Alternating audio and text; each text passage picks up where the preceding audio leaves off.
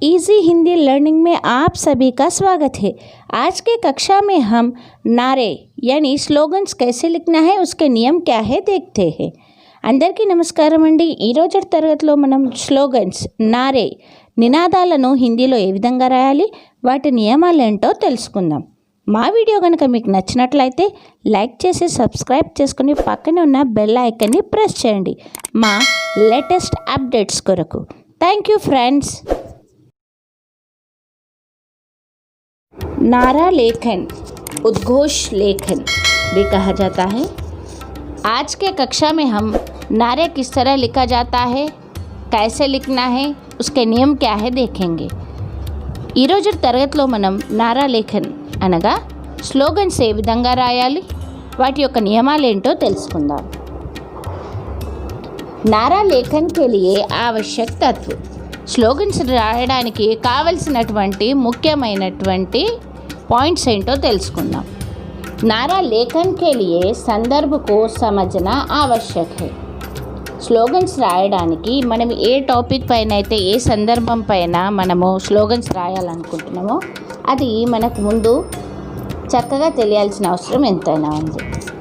Second point, नारा छोटा व संक्षिप्त होना चाहिए, विषय से संबंधित होना चाहिए। స్లోగన్స్ అనేటివి ఏ టాపిక్ పైన మనం చేయాలనుకుంటున్నామో ఆ టాపిక్కి రిలేటెడ్ అయి ఉండాలి। సంక్షిప్త అంటే చిన్నవై ఉండాలి। పెద్ద పెద్ద వాక్యాలు 4 వాక్యాలు 3 వాక్యాలలో రాయకూడదు। చిన్నగా అందంగా ఆ టాపిక్కి సంబంధించినవై ఉండాలి।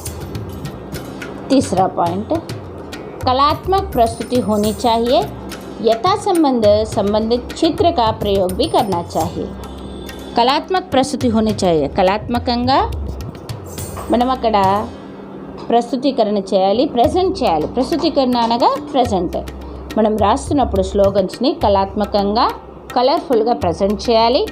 యథా సంబంధి, ఏ టాపిక్కి సంబంధించినటువంటి స్లోగన్స్ మనం రాస్తున్నామో ఆ టాపిక్కి సంబంధించినటువంటి పిక్చర్స్ని అక్కడ డ్రాయింగ్ వేయాలి।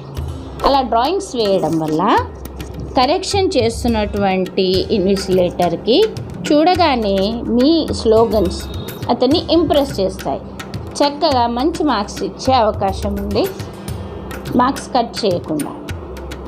చౌथा పాయింట్, కమ్ సే కమ్ 2 పంక్తిयों में होना चाहिए, తక్కువలో తక్కువ 2 వరుసలలో స్లోగన్ అనేది ఉండాలి।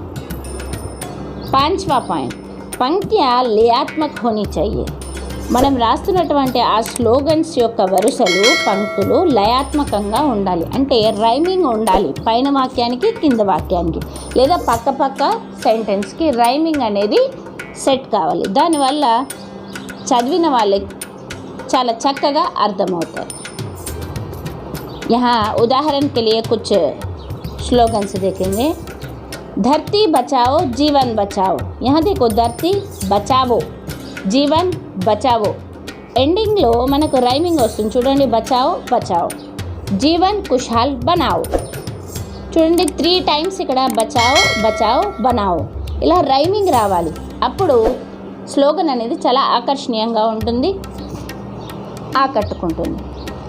నెక్స్ట్, रक्तदान सबसे बड़ा दान, जो है एक पुण्य का काम, हमारी स्वतंत्रता कहाँ है, రాష్ట్రభాష జहाँ है। ఈ విధంగా రైమింగ్ వచ్చినట్లయితే మనకు స్లోగన్స్ చాలా చక్కగా చూసే వాళ్ళని ఆకట్టుకుంటాయి, కరెక్షన్ చేయడానికి చాలా ఈజీగా అర్థవంతంగా ఉంటాయి।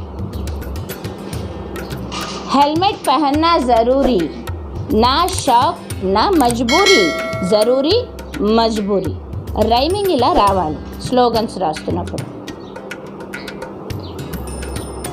बेटी के ऊपर स्लोगन्स देखते हैं।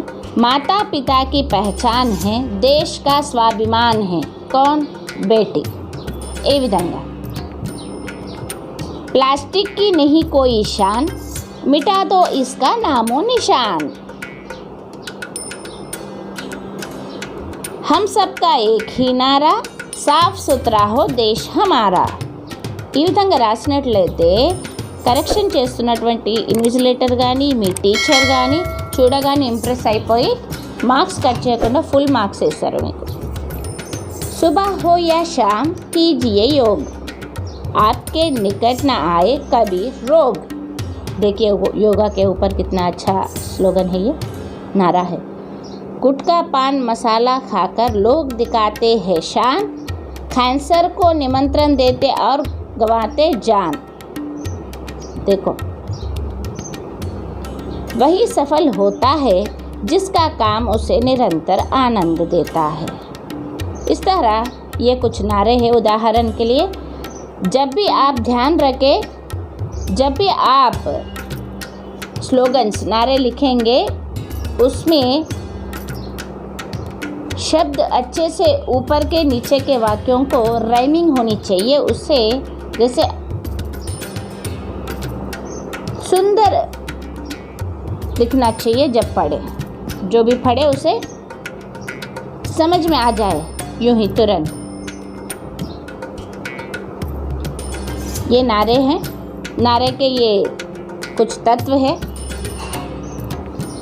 आज के कक्षा यहीं समाप्त करते हैं. अगले कक्षा में फिर मिलेंगे. धन्यवाद.